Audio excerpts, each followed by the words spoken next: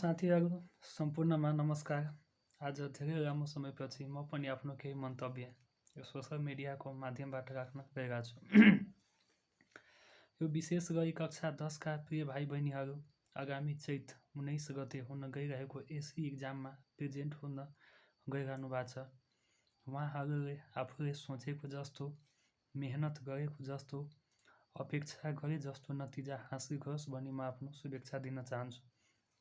यसका साथै फाइनल इक्जाममा प्रेजेन्ट हुँदा केही महत्त्वपूर्ण कुराहरूमा विशेष ख्याल अपनाउनुपर्छ, जस्तो कि आफूसँग भएको एडमिट कार्डमा रहेका आवश्यक कुराहरू, जस्तो कि प्रायोरिटीमा पर्छ सिम्बल नम्बर, एकदम ख्याल गरी राम्रोसँग जे छ त्यो लेख्नुहोला।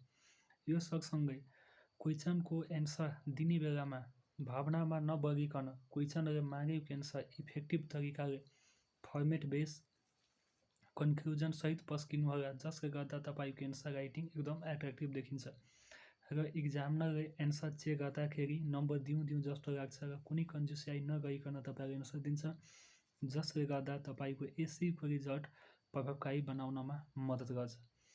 यो सँगै हाम्रो नेपाली समाजमा कक्षा 10को फाइनल इक्जामलाई आइरन गेटको संज्ञा दिन्छ, जुन तपाईँहरू क्रस गर्न जाँदै हुनुहुन्छ। त्यही भएर यो क्रस गर्नु भनेको चान्चुने कुरा होइन, यो क्रस गर्न तपाईँहरू 10 वर्ष खर्चिनु भएको छ। त्यही भएर विशेष ख्याल गरेर आफ्ना एन्सर लेख्नुहोला। र एसईको इक्जाम पछि तपाईँहरू जुन इन्ट्रान्स दिनुहुन्छ र इन्ट्रान्स दिने बेलामा स्कलरसिप प्राप्त गर्नमा यो एसईको रिजल्टले पनि केही न केही अहम भूमिका अवश्य खेल्छ। कुनै समय तपाईँ विद्यालयमा एउटा राम्रो विद्यार्थीको लिस्टमा पढ्नुहुन्थ्यो, त्यो एकदम जायज थियो।